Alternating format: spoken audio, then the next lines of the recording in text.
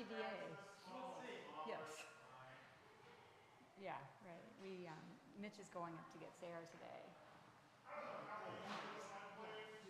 Driving now. He'll put the rest of her dorm belongings in the car, and she'll be back for the summer. So how much stuff can she leave? None this year because she's going to go to Spain in August. She negotiated they're living in a house that's owned by Candace, so she negotiated with some of her future housemates that they can store like a couple things that they all use together. Oh, that's great. Yeah. Oh, cool. That'll be fun. Yeah. How many housemates are? How many kids in the house? 7. Yeah. Mm-hmm. Yeah. So we were up there for the choir concert Memorial Day, the Friday of the Memorial Day weekend, and we brought back a bunch of her stuff. Oh, sure, yeah. That's always such a pain. Yeah. It really is. How long was she going to stay? The whole first semester. Great. She's going to sing for summer solstice service.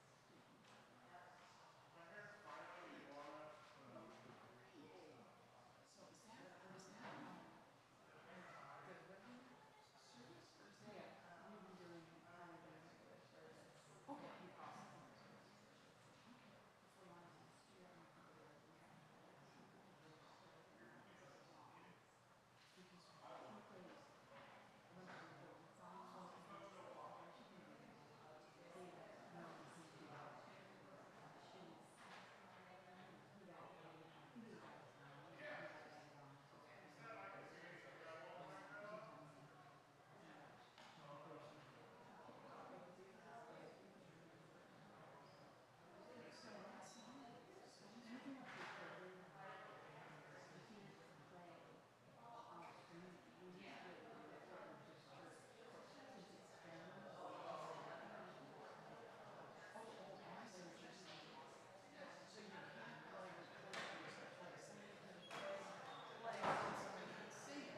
Whatever it was. Well, there's different laws. Yeah.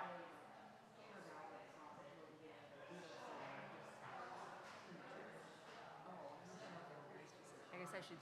I get you. Wow.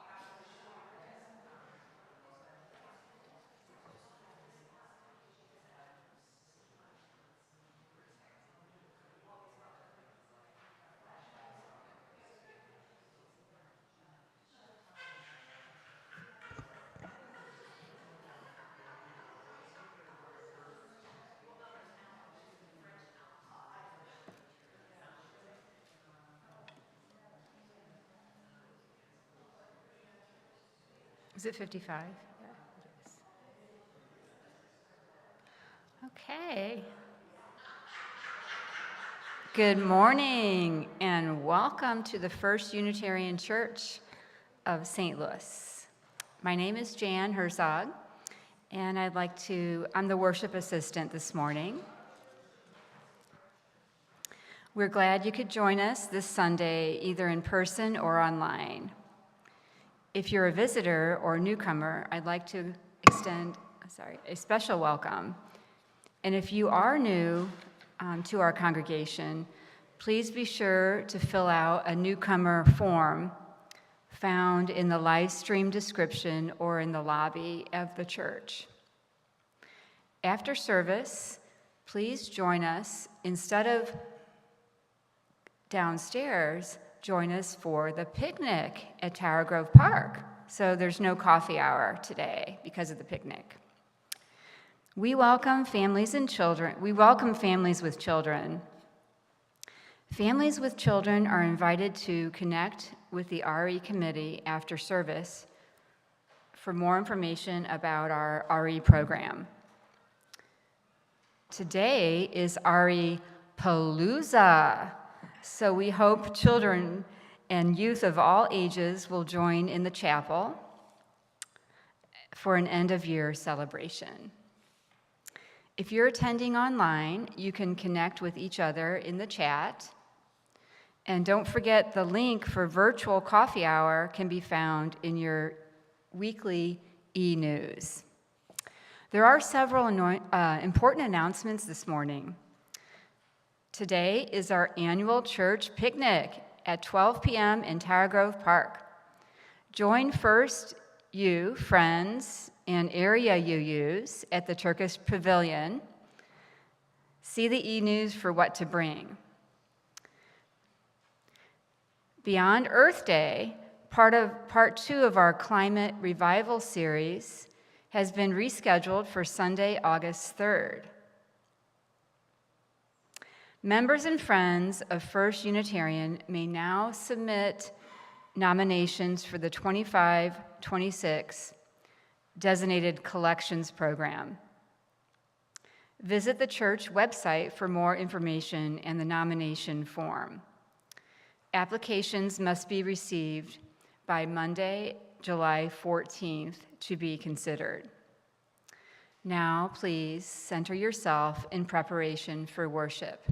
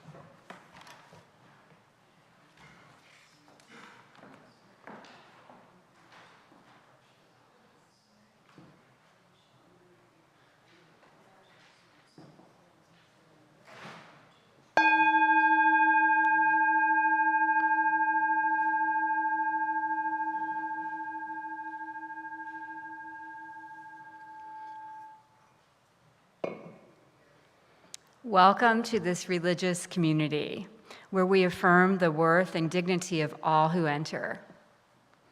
We gather in community, understanding we are all sacred beings, diverse in culture, experience, identity, and theology. Our values invite us to a shared journey of truth and meaning-making. Together, we foster a spirit of gratitude and generosity so that all may feel welcome and can thrive. We are glad you are here with us this morning.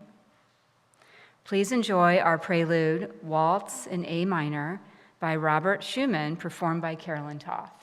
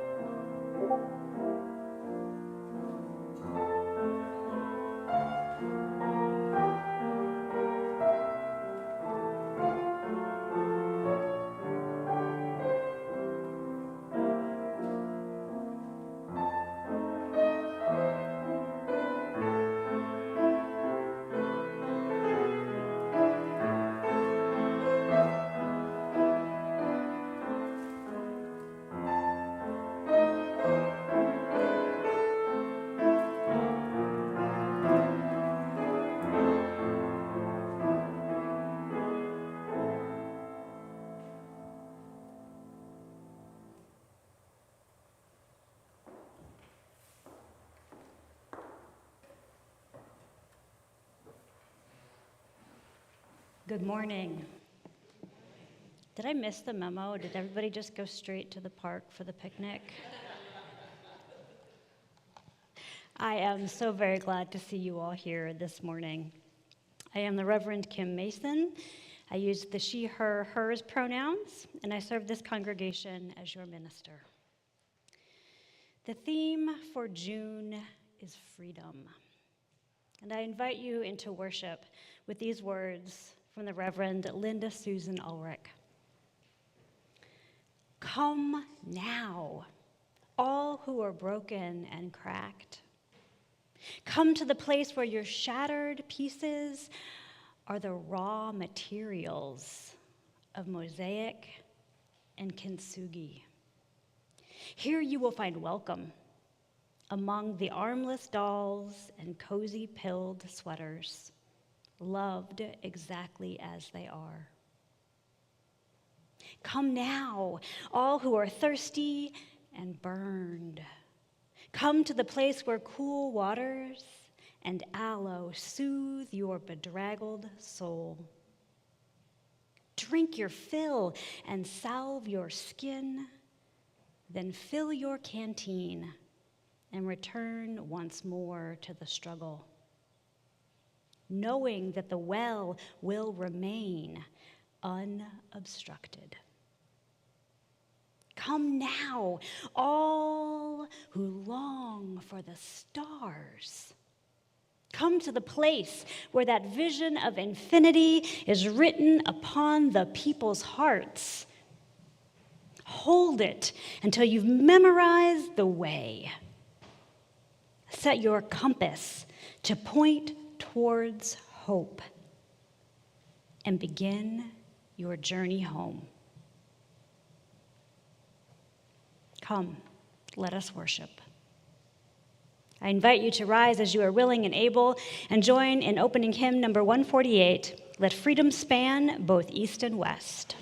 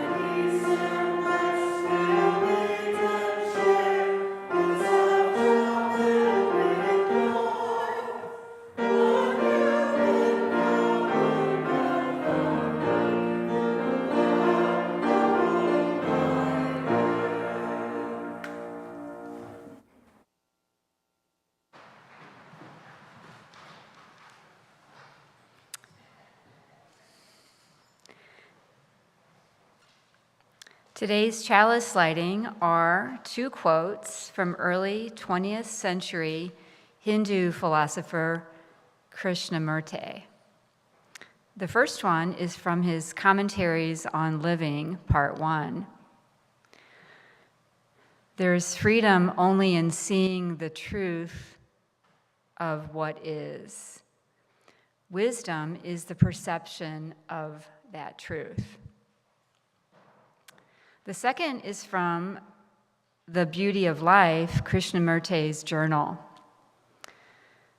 Freedom is to be a light to oneself.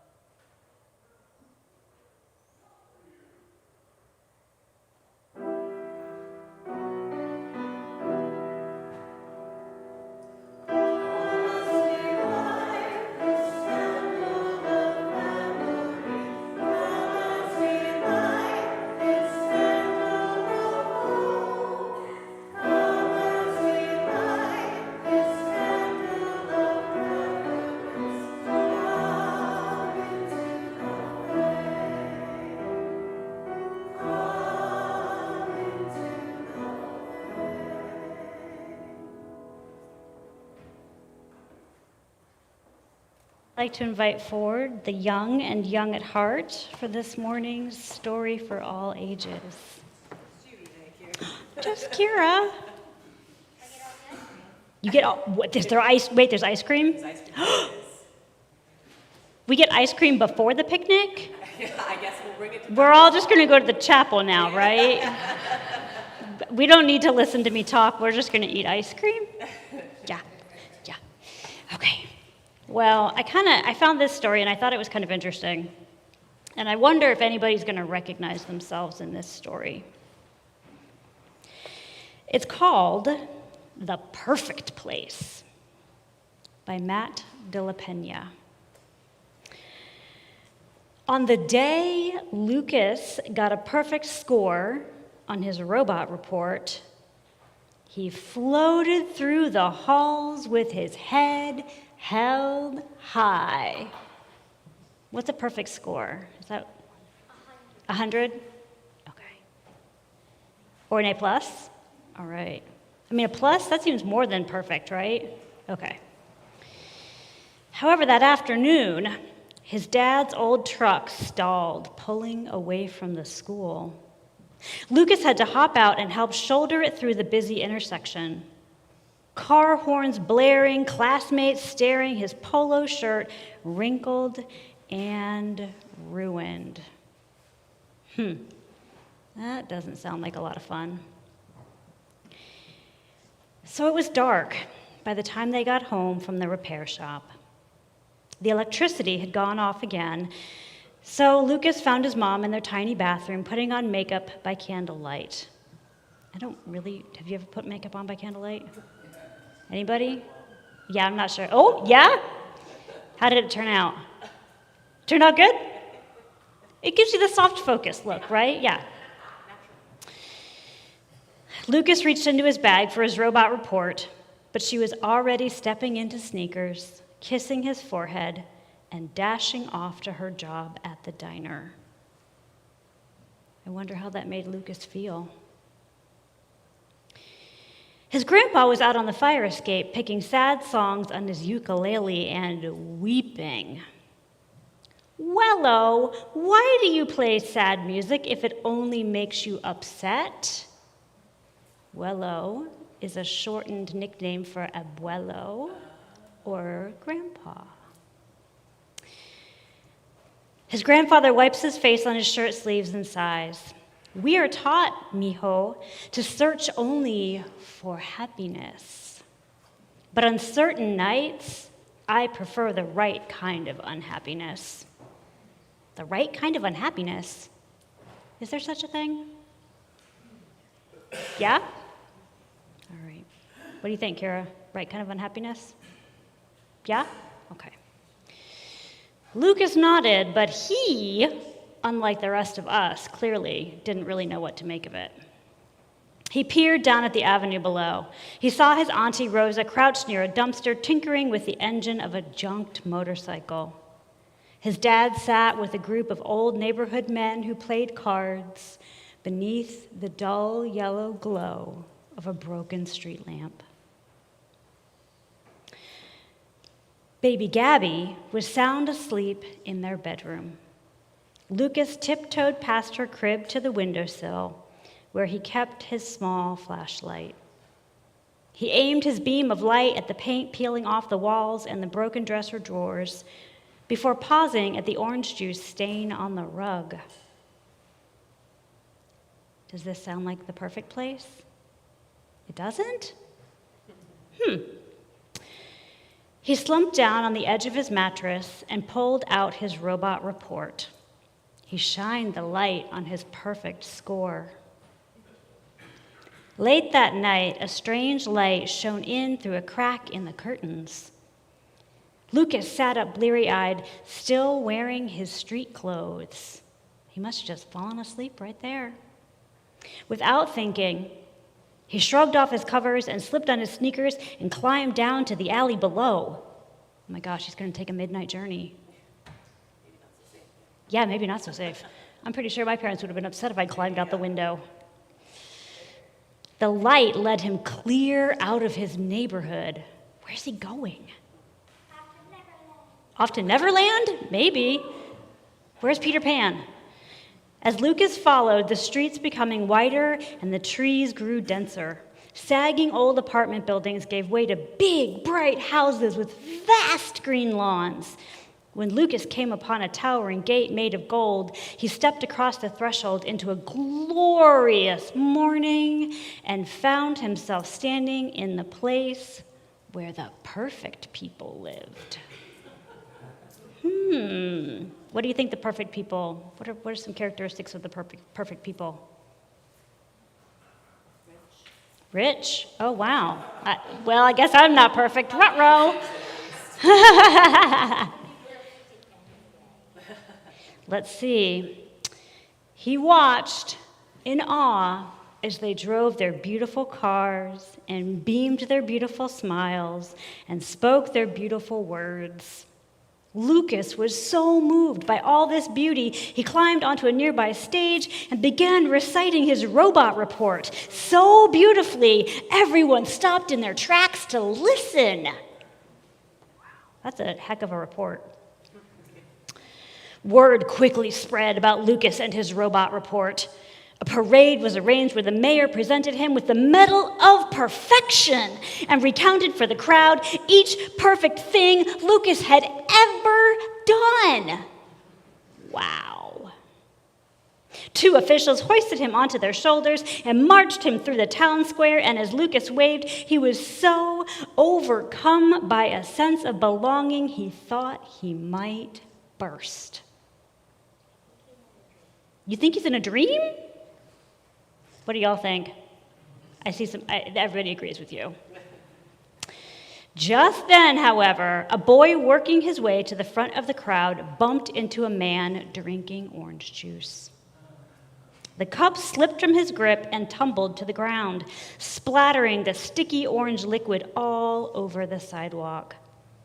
A hush came over the crowd as everyone stared at the terrible stain. The boy picked up the cup and tried to give it back, but the orange juice man turned away, and the boy hung his head in shame. He then retreated toward the golden gates, apologizing and vowing to never show his face in the perfect place again.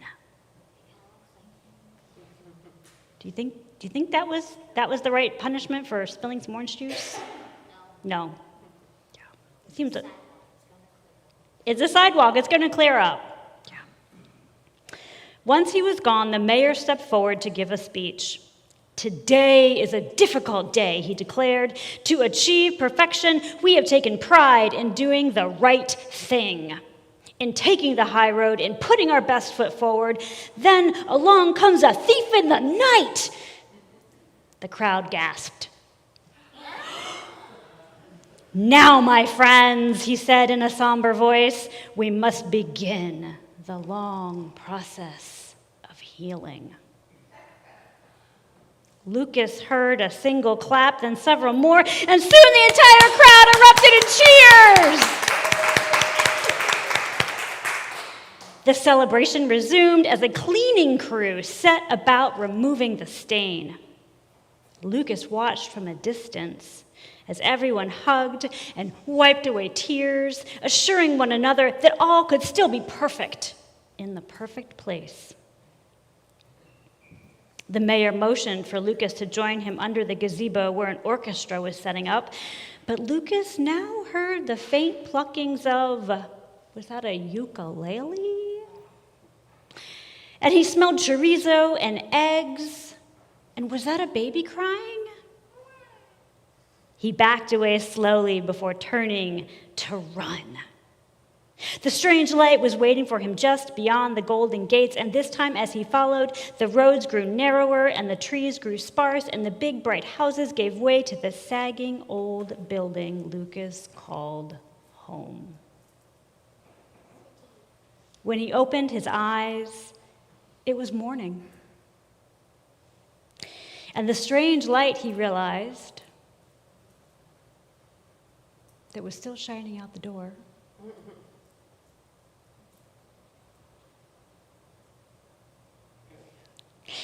The strange light wasn't strange at all.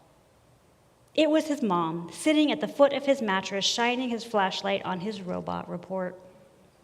When she saw he was awake, she held it up excitedly. "Lucas, this is wonderful!" Before he could answer, the electricity suddenly clicked back on, and now he saw his whole family had gathered in his small room. His mom hugged his report against her chest. "Look around you," she said, beaming.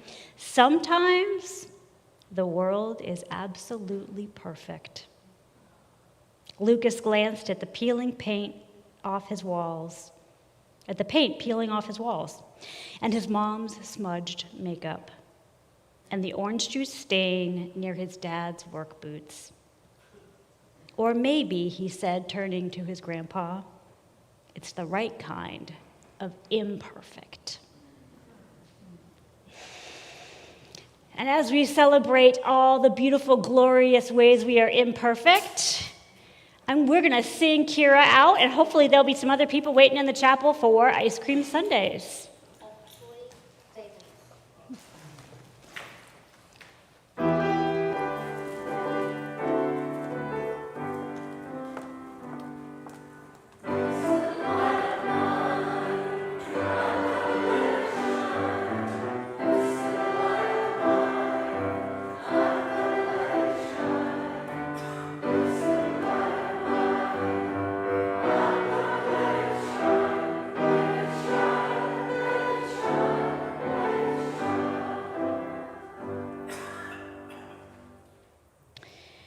Each week, we bring our joys and celebrations, sorrows and concerns with us to this community. When we share our burdens, both happy and sad, we build community. Now is the time in our service when we connect with one another by sharing our sorrows and concerns. This week, we offer heartfelt condolences to Susan Lammert on the death of her husband, Warren, last Sunday morning.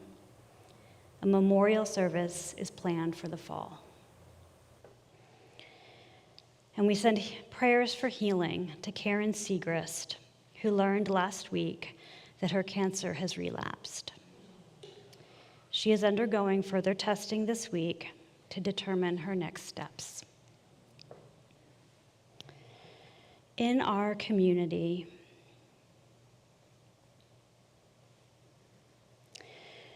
we hold many concerns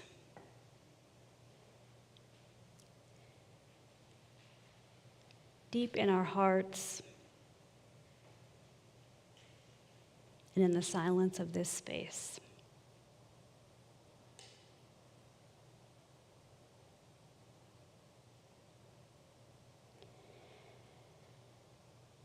Together, we bear these concerns with tenderness and compassion. May they be lighter because they are shared.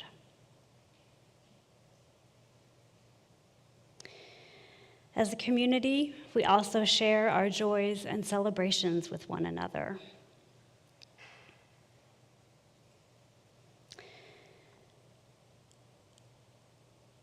I invite you to call into this space any joys that you brought with you this morning. You may speak them aloud.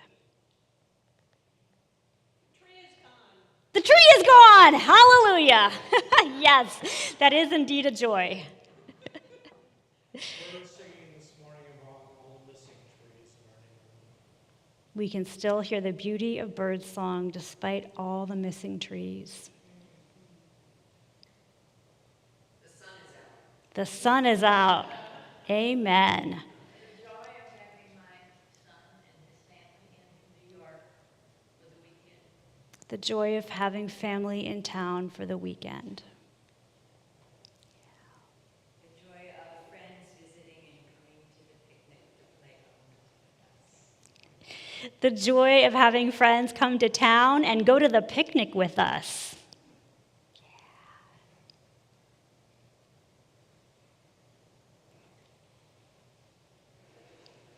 We hold many more joys deep in our hearts, and in the silence of this space. Together we bear them with gladness and celebration. May they be magnified because they are shared. And so, with many joys and concerns remaining unspoken in our hearts and minds, please join me in a spirit of prayer and mindful attention with these words from the Reverend Lynn Cox. Spirit of life and love, holy within and among us, we give thanks for this time and this place of renewal. We give thanks for the ability to begin again after the disaster, after the tragedy, after the loss, after meeting the challenge set before us. Spirit of life, great mystery, grant us the courage to continue on the journey, the courage to speak up for the well-being of others and ourselves and the planet. May we forgive each other when our courage falls short, and may we try again. Grant us hearts to love boldly, to embody our faith and our values in living words and deeds. May our hearts open to embrace humility, grace, and reconciliation. Spirit of love, source of growth, grant us the ability to learn and expand, to let love and truth work their transformation upon and within us. Grant us the spirit of hospitality, the willingness to sustain a dwelling place for the holy, that which resides in all. Grant us a sense of being at peace in the world, even as we are in motion. May we cultivate the strength to welcome every kind of gift and every and all manner of ways to be on this journey together. May it be so. Amen, and blessed be. Our song response for the month of June will be number 155. As this may be a song many of us aren't familiar with, I think the last time we did it was during the pandemic. Judy's going to sing it once through with Carolyn's help, and then we'll all sing it together a second time.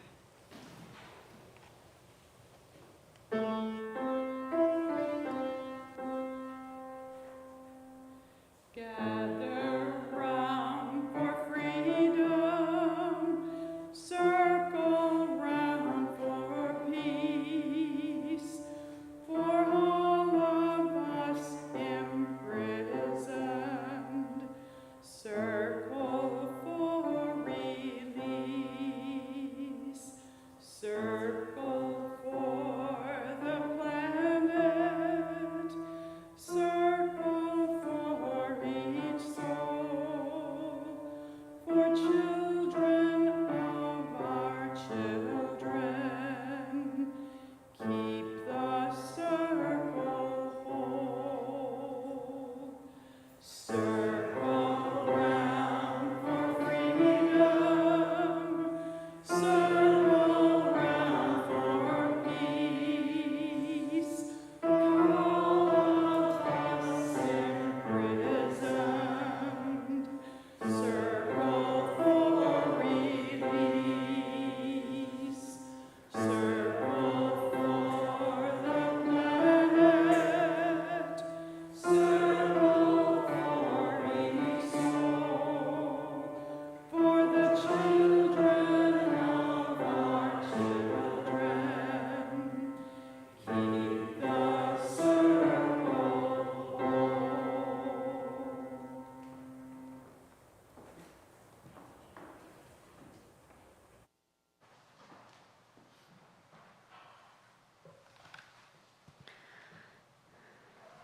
Our first reading is a poem from theologian Parker Palmer.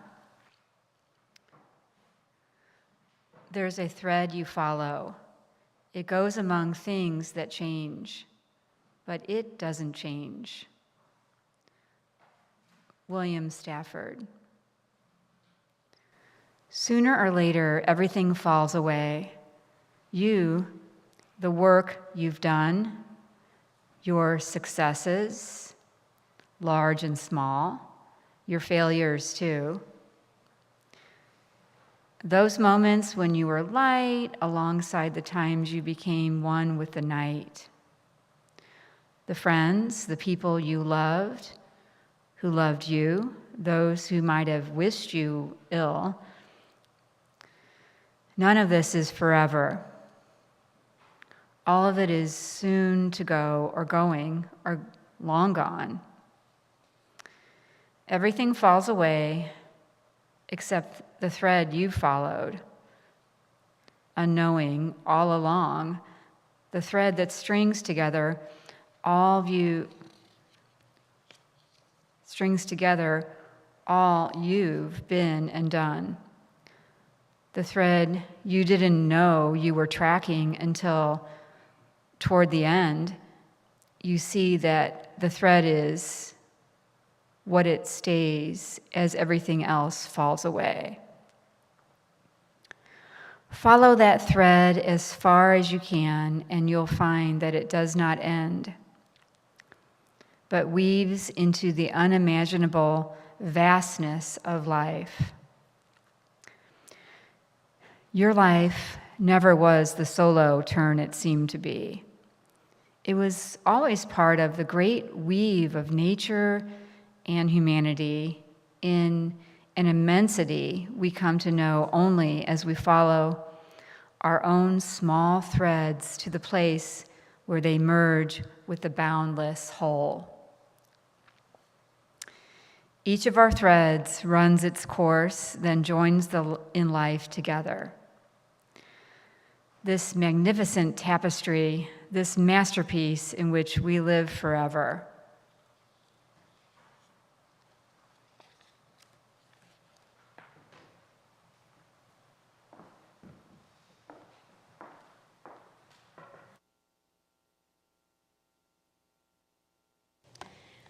The First Unitarian Church of St. Louis strives to be a welcoming congregation, inspiring lives of loving kindness and integrity by nurturing spirituality, building community, and advancing justice.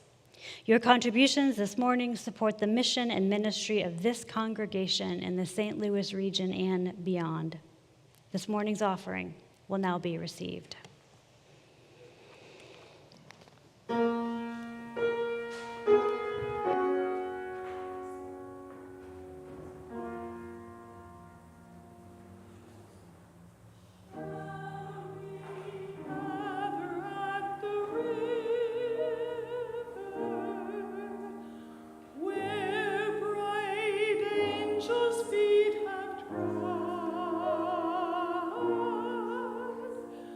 With its crystal ties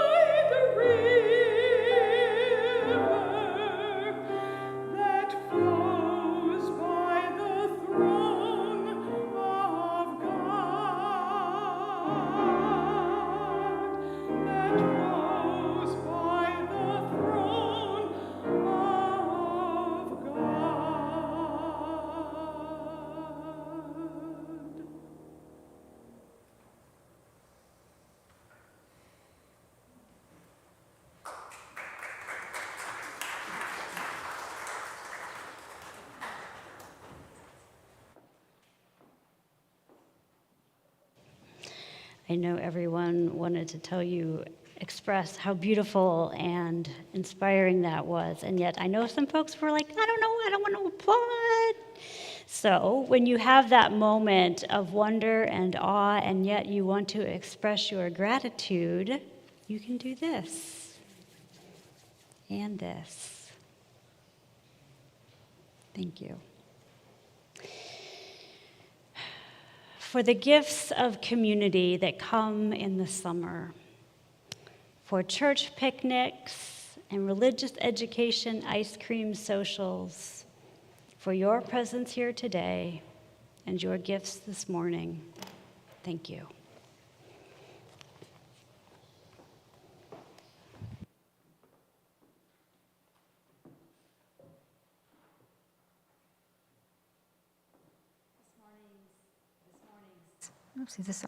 This morning's second reading comes from the Reverend Victoria Safford. Map of the Journey in Progress. Here is where I found my voice and chose to be brave. Here's a place where I forgave someone against my better judgment, and I survived that, and unexpectedly, amazingly, I became wiser. Here's where I was once forgiven and ready for once in my life to receive forgiveness and to be transformed. And I survived that also. I lived to tell the tale. This is a place where I said, no, more loudly than I thought I ever could. And everybody stared, but I said no loudly anyway, because I knew it must be said. And those staring settled down into harmless, ineffective grumbling, and over me they had no power anymore. Here's a time, here's another, when I laid down my fear and walked right into it, right up to my neck into that roiling water. Here's where cruelty taught me something. And there's where I was first astonished by gratuitous compassion and knew it for the miracle it was, the requirement it is. It was a trembling time. And here, much later, is where I returned the blessing clumsily. It wasn't hard, but I was unaccustomed. It cycled round as best I could. I sent it back, on out, passed the gift along. The circular motion around and around has no apparent end. Here's a place, a murky puddle, where I have stumbled more than once and fallen. I don't know yet what to learn there. On this site, I was outraged, and the rage sustains me still. It clarifies my seeing. And here's where something caught me. A warm breeze in late winter, bird song in late summer. Here's where I was told that something was wrong with my eyes, that I see the world strangely. And here's where I said, yes, I know. I walk in beauty. Here's where I began to look with my own eyes and listen with my ears and sing my own song, shaky as it is. Here is where, if by surgeon's knife, my heart was opened up, and here, and here, and here, and here, and these are the landmarks of conversion.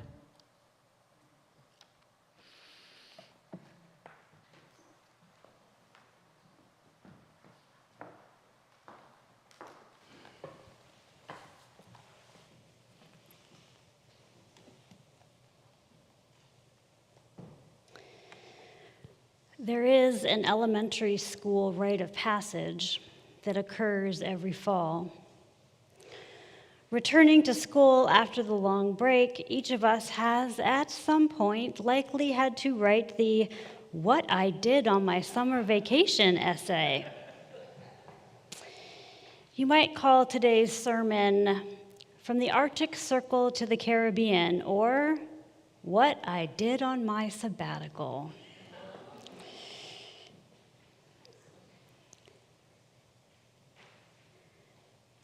Cartography of the soul. The map is an oft-invoked image for discussing life's purpose, writes Professor Aaron Van Lanningham. Maps embody in pieces the cultural thought and human experiences. While we most often associate maps with travel, or in this day and age, map apps, with that physical act of changing locations and needing directions to do so, it is also possible to travel within, and we need maps for those journeys as well. In his text, Let Your Life Speak, Quaker theologian Parker Palmer writes, "Why would anyone want to embark on the daunting inner journey? The gift we receive," he says, "on this inner journey is the insight that the universe is working together for good." And so it is that while on sabbatical this spring from January through April, I traveled, physically and emotionally, here in the world and here inside. When asked what I learned on sabbatical, the most truthful answer is that I learned about myself, that I was able to add some pieces to the map of my own journey and progress. And while this sermon is about my travels, a sabbatical does not require travel. And nor does the inner journey. And so, in his divinity school address at Harvard University in 1838, Emerson wrote, "The true preacher can be known by this, that he deals out to the people his life passed through the fire of thought." And in the spirit of Emerson, today we travel together. Journey 1, Winston-Salem, North Carolina. Here is where I began to look with my own eyes and listen with my ears and sing my own song, shaky as it is. As part of my ministerial formation process and requirement for fellowship within the UUA, I engaged in what is called a career assessment. Most of us call it your psych eval. True story. Which includes a battery of psychological tests and personality inventories, including the Myers-Briggs personality inventory. I was given a 4-letter type, INFJ. Introverted, intuitive, feeling, and judging. According to Simply Psychology, INFJs are introspective, intuitive, empathetic, and organized, often known for their idealism, insightfulness, and strong desire to help others and contribute to the greater good. Our weaknesses include being reserved, being overly sensitive, conflict averse, perfectionistic, and stubborn.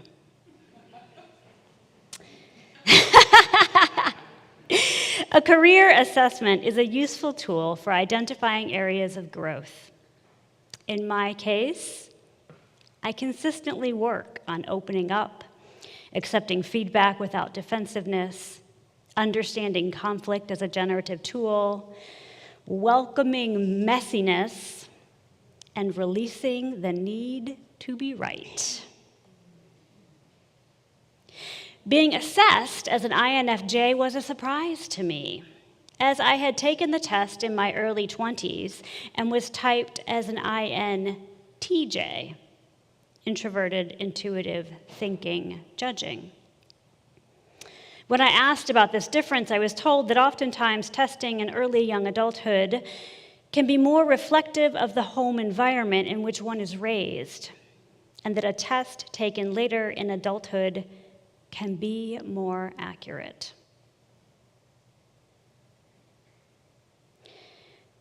I was in the Lambert Airport in February, waiting for the flight to North Carolina to visit my parents.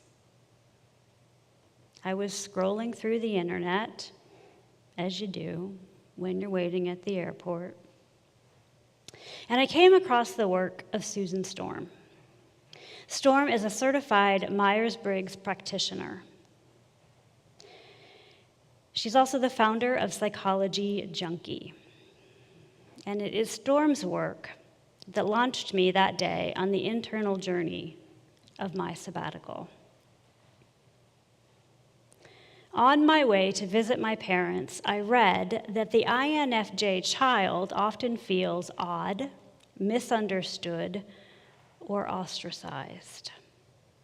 Young INFJs soon discover that most of the world doesn't operate in the same way as they do, explains Storm, and so it is important for parents of young INFJs to take them seriously, to answer their questions.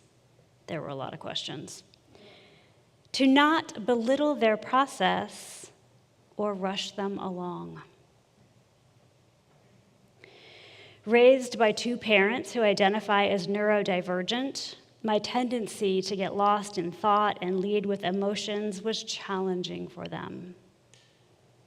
Growing up, I was taught to act opposite to type and to rely on traits such as my perfectionism and my tendency towards reserve. I spent many years feeling like a failure, castigating myself for not being more like something I was not. To understand your type is to be able to live more fully into your inherent humanity.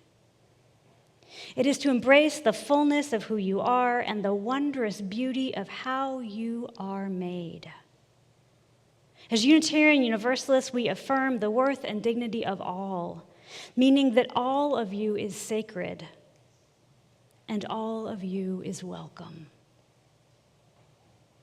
Doing the inner work of learning about ourselves, engaging with our strengths and our weaknesses, is faith work, because it is deep heart work, leading to acceptance and transformation. To travel home as an adult, for me, that was the road trip home. To travel home as an adult is to recognize with compassion the ways that my parents were ill-equipped to meet the needs of my personality type, and to love them, and to appreciate my own strengths, even if they don't understand them.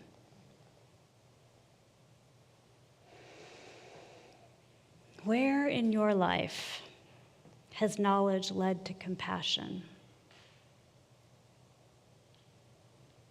What about yourself have you struggled to accept? What wisdom have you developed over time? Here's a place where I forgave someone against my better judgment, and I survived that. And unexpectedly, amazingly, I became wiser. Journey 2.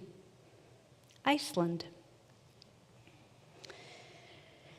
Here's where cruelty taught me something. And here's where I was first astonished by gratuitous compassion and knew it for the miracle it was, the requirement it is. It was a trembling time.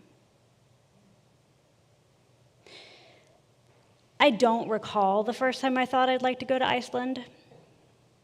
However, I can tell you exactly when I decided to go. It was June last year when that massive magnetic storm cast the northern lights all the way down to St. Louis, and everybody's Facebook feeds were full of pictures of the aurora borealis. As I stood in the middle of a field with my friend Kate, we could see nothing.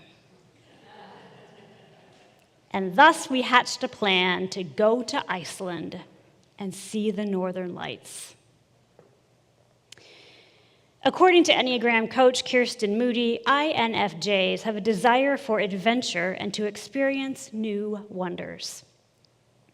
What could be more appropriate than Iceland, land of fire and ice? Iceland is a lesson in extremes. 10% of the island is covered in glaciers, and there are 130 volcanoes. The entire population of Iceland is less than 400,000 people. How many people are in the St. Louis metro area? 2.5 million. Yep, 2.5 million. Yet, Iceland is the third largest market for translated books in the world. Traveling across Iceland in March, Kate and I saw dark basalt cliffs above choppy seas, otherworldly lava fields covered in moss, black sand beaches littered with ice chunks the size of boulders, and mountains shrouded in mist. We stopped at lakes filled with icebergs, geysers bubbling and spewing scalding hot liquid, ice caves so deep they were blue, and waterfalls so tall you could walk behind them. In a period of 3 days, it rained, then it snowed, and then it was warm enough to wear short sleeves. Each day was another wonder, another once-in-a-lifetime adventure. You might think that experiencing no less than approximately 10.5 moments of pure wonder each day would send me to sleep each night in a blissful reverie. You might. I thought I should feel that way. And when I didn't, which isn't to say that I wasn't grateful and constantly marveling at all we saw and did, but I also experienced irritation and frustration and fatigue, and I wondered what was wrong with me. Shouldn't I just be basking in appreciation? Poor me, I got to go to Iceland. Sitting in the airport on the way back, I pulled up that week's Psychology Junkie newsletter, and the title was, "When INFJs Get Angry." Like Iceland, INFJs also have extremes. We want to experience new wonders, and it is possible to be overwhelmed by the outside world. We are compassionate and empathetic, yet when we are interrupted, we have trouble shifting gears and can seem harsh and irritated. Our stressors include lack of alone time, overstimulation, and navigating unfamiliar places. Sharing a hotel room, changing a hotel every night, going places I'd never been, 10.5 wonders a day. Storm writes, being in highly stimulating situations can make INFJs feel overwhelmed and lead to stress, confusion, or unexpected bouts of anger. Sitting in the middle of Heathrow, I felt my shoulders relax. There wasn't anything wrong with me. I was just stressed out and overstimulated. The nature of our trip left me without the head and heart space to integrate and understand everything we were seeing and doing. And just like with my parents, this understanding gave me compassion. Rather than judging myself, I was able to pinpoint what I needed and ask for it. Understanding why I was reacting how I was gave me the space to take a breath and choose another response. Understanding allowed me to find myself in the midst of the chaos. In the tradition of pilgrimage, writes Parker Palmer, hardships are seen not as accidental, but integral to the journey itself. Disabused of our illusions by much travel and travail, we awaken one day to find that the sacred center is here and now. In every moment of the journey, everywhere in the world around us, deep within our own hearts.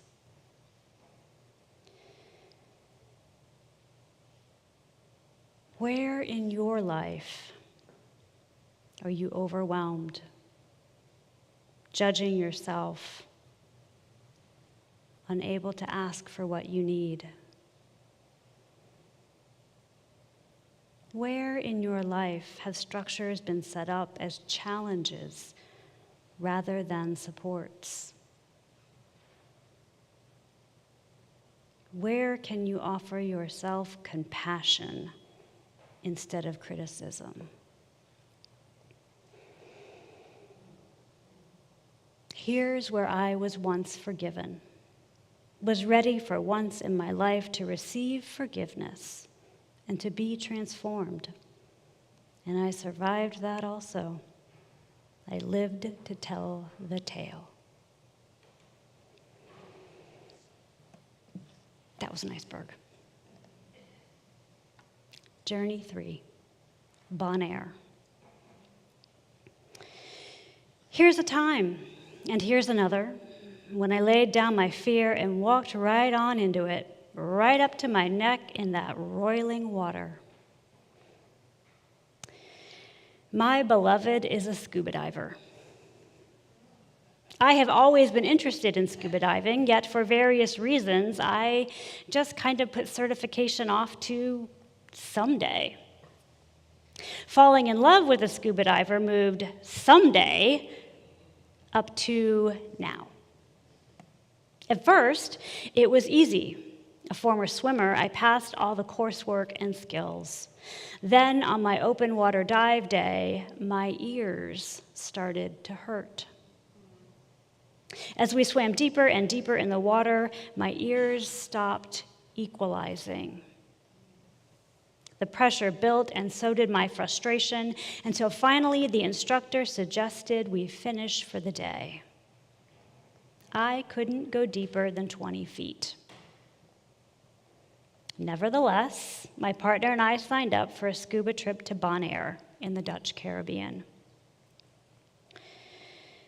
In the months between my course and the trip, I proactively sought treatment for my trouble equalizing.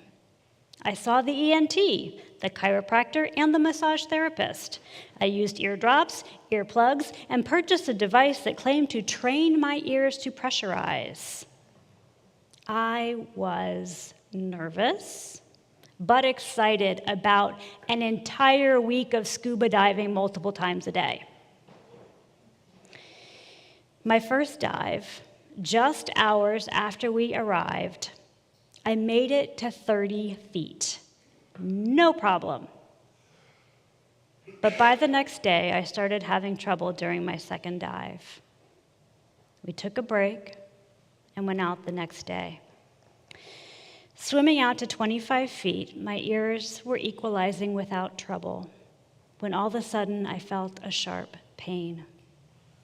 I rose up to about 20 feet, and it stopped. My ear continued to feel fine, so I kept diving. 20 feet became 30 feet, then 40 feet, and finally 50 feet underwater. I was ecstatic. Returning to shore, tired but pleased, I pulled out my special pressurizing earplugs, and with them came a trickle of blood. I had, in fact, ruptured my eardrum. It was Tuesday. We weren't going home until Saturday. Feeling magnanimous, I sent my partner off to go diving while I spent the morning reading, writing, and napping. Morning turned into lunch, then early afternoon, then late afternoon. My generous self turned into my forlorn and neglected self. Cue the violin solo. Yes, friends, it's the shadow side of the INFJ. I was stuck a little too deep in my thoughts and feeling sorry for myself. However, rather than talking out my fears and disappointment, I bottled them up, not wanting to ruin anyone else's vacation. Of course, when my partner returned, my first greeting was, "Where have you been?"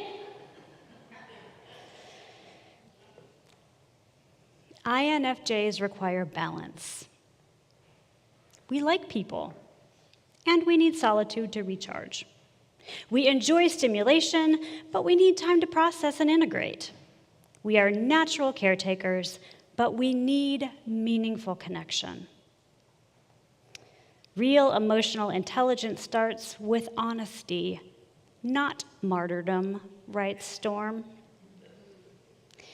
It was okay to be all up in my feelings, but I needed to question why I felt so disappointed. And the fact was, I wanted to share a hobby with my partner, and I was afraid that my ruptured eardrum meant I would never be able to dive again. And that rather than building some common experience, my partner might resent me for not diving with her. Saying it aloud, I can recognize both the real fear and the silliness of that fear. There will be so many other ways and places, times and practices that we will be able to learn and grow together. I was upset that scuba wasn't going to be our thing, while ignoring all the other things we already share.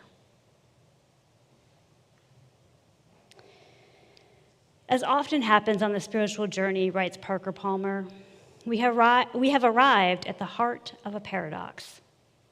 Each time a door closes, the rest of the world opens up.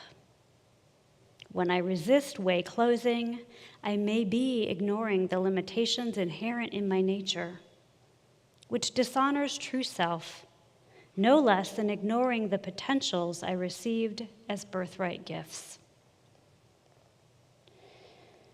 When we spend our time focused on what we have lost, we ignore the possibilities in front of us.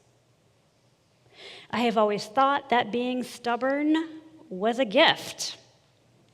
But it turns out that the true gift is recognizing your limitations in ways that are healthy and affirming and create space for new opportunities.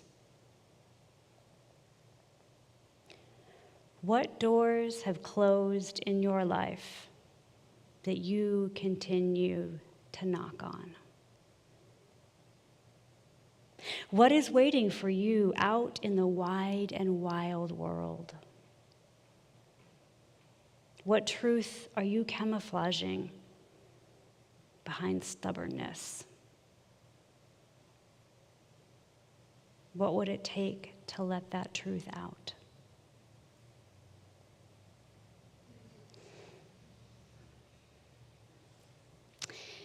Here's where something caught me.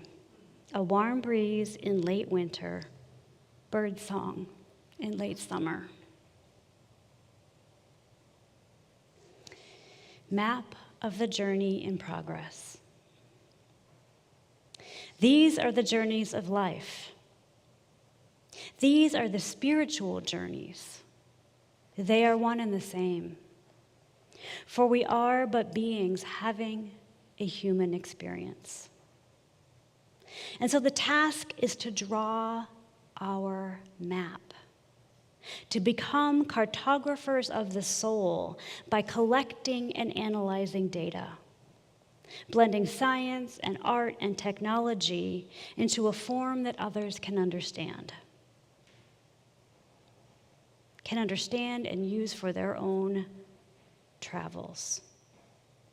We do not have to do it alone. In fact, maps are more accurate when they reflect data from multiple sources. Failing to do this work leaves ourselves, others, and the institutions we engage with unable to progress. The quest for true self, rightly understood, writes Parker Palmer, is a journey into relationship, not self-centeredness. As our self-knowledge deepens, so too does our awareness that we would be nothing without the community that gave rise to us, the community that sustains us, the community to which we owe a debt of responsibility. Each time I participate in an act of personal growth, of self-learning, I become a better minister for this community. This is a relationship of reciprocity. The congregation gives the minister time off, and the minister uses that time to know herself better and be better able to serve the congregation. Reciprocity is the journey, never ending and ever looping. We are magnificently human, made whole and holy simply by existing. As we follow the individual thread of our lives, it maps the journey into relationship with ourselves and others. And what is church but a journey into relationship? Live fully. Learn deeply.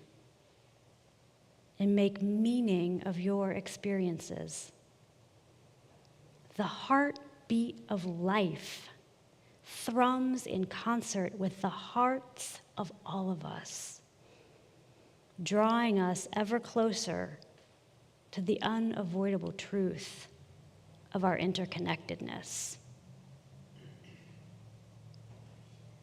Here, writes Victoria Safford, here is where, if by surgeon's knife, my heart was opened up, and here, and here, and here, and here. These are the landmarks of conversion. These are the landmarks of connection.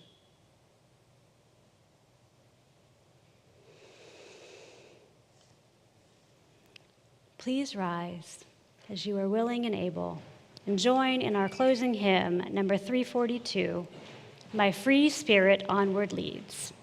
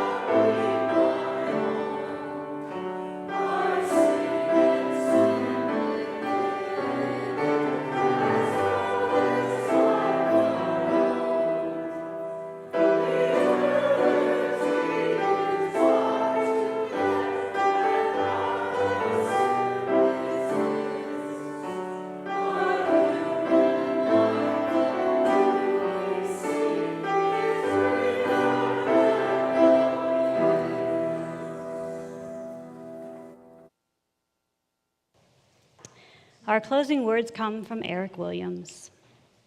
Blessed is the path on which you travel.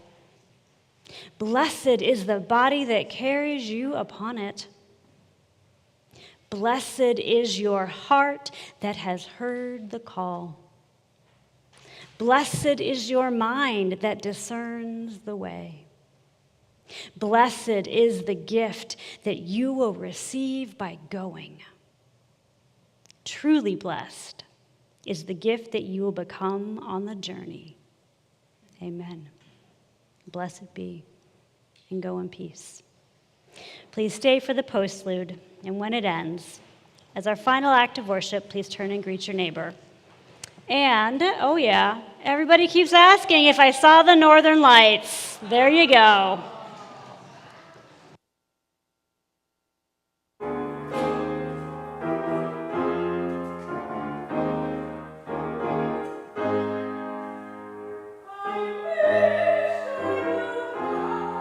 It would feel to be free. I wish I could break all these chains holding me. I wish I could say all the things I should say. Say 'em loud, say 'em clear, for the whole world to hear. I wish I could give all I'm longing to